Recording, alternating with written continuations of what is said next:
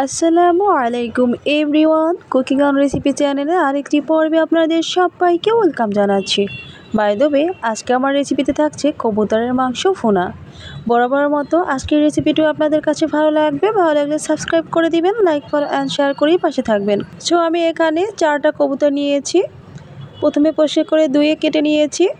এরপরে আমি একটু বড় সাইজের টুকরো করে নিয়েছি, আপনারা চাইলে এর থেকে ছোটো করতে পারেন।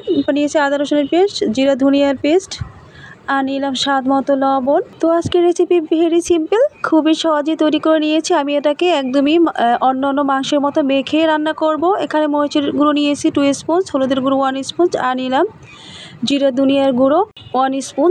এরপরে আমি ভেজে নেওয়া আলুগুলো কেটে দিয়েছি। আমি একটু কিউব করে কেটে নিয়েছি, আপনারা এইভাবে বুঝিয়ে কেটে নেবেন। এরপর সম্পূর্ণ মশলাগুলো আমি একই সাথে অ্যাবজর্ব করে দিয়েছি। তো আমি তেল দিয়ে মেখে নিলাম। দেখেন কত সুন্দর হয়েছে আমার মাংসটা। যখন এরকম কালারটা আসবে তখনই কিন্তু 5 মিনিটের মতো রেখে দিতে হবে। দেন এ পর্যায়ে প্যানে অয়েল দিয়ে দিলাম।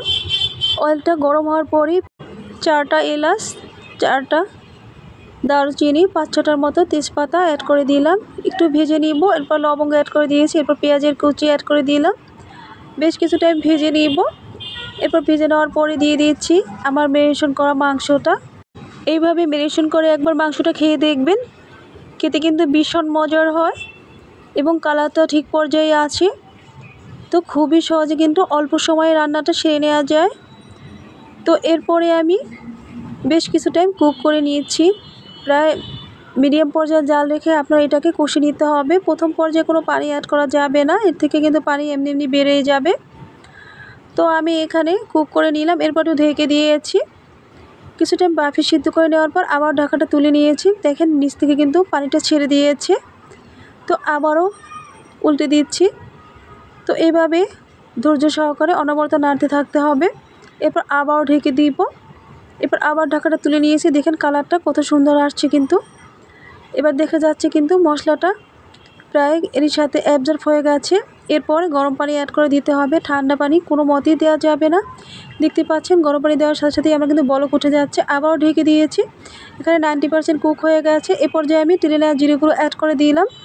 এ পর্যায়ে নামিয়ে নেওয়ার পালা। অলমোস্ট আমার রান্নাটা একদমই রেডি হয়ে গেছে। আমি একটা বাটিতে ঢেলে দেখিয়ে দিচ্ছি। আপনারা অবশ্যই একবার হলো এই রেসিপিটি বাসায় ট্রাই করে দেখবেন। যারা নিউ রাঁধুনি, খেতে একটু হিমশিম খেয়ে যান, তারা কিন্তু অবশ্যই এটা ট্রাই করবেন।